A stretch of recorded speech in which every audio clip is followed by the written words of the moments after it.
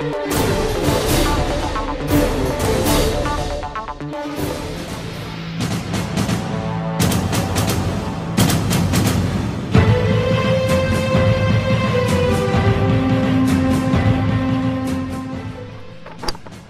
Mačgalj, stara 69 godina, i njen rođeni brat Jovan Mačgalj, star 60 godina, ubijeni su 25. oktobra u selu Sokolac u okolini Bijelog Polja u Crnoj Gori.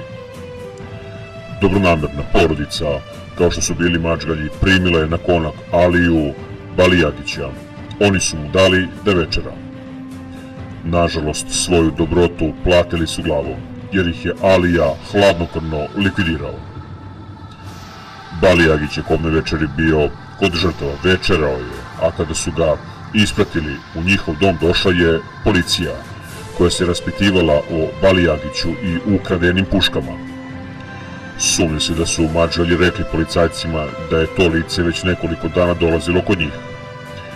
Balijagić je sve to gledao iz prikrajka, a kada je policija otišla, odlučio je da se obračuna sa njima. Prvo je ubio Jovana Mačgalja, a njegova sestra Milenka, koja je uspjela da pozove policiju i kaže da je ubio brata, dobila je smrtonosne hice. Od te večeri kreće opsežna potraga za višestrukim povratnikom i dvostrukim ubicom, koji je nemilosrdno ubio nesrećne ljude. U selu je vladala panika i u okolnim mestima Bijelog Polja, s obzirom da je ubica jako dobro poznavao teren kojim se kreće i uvek je bio nekako korak, dva ispred policije i vojske koja ga je danonoćno tražila. U potragu uključila se i Srbija, koja je na kraju i uspjela da ga liši slobode nakon 27 dana od zločina koji je počinio. Pored oružja i municije imao i ranac u kome je nađeno 4 kg slanine i nekoliko kobasica.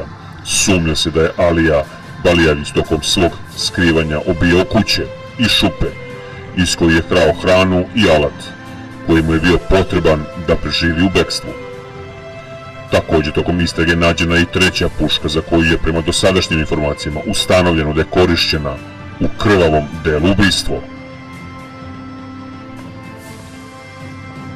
Nakon hapšenja Alija Balijagić je saslušan u Užičkom tužilaštvu, a Crna Gora tražila je njegovo izručenje povodom više krivičnih dela koje mu se stavljaju na teret.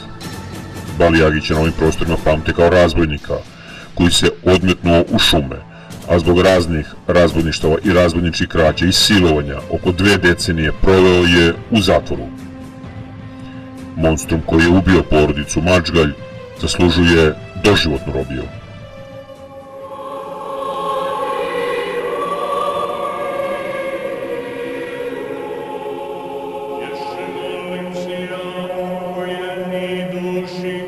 Usopša go rabavo, jo ježe prostiti se jemu всякому прегрешению,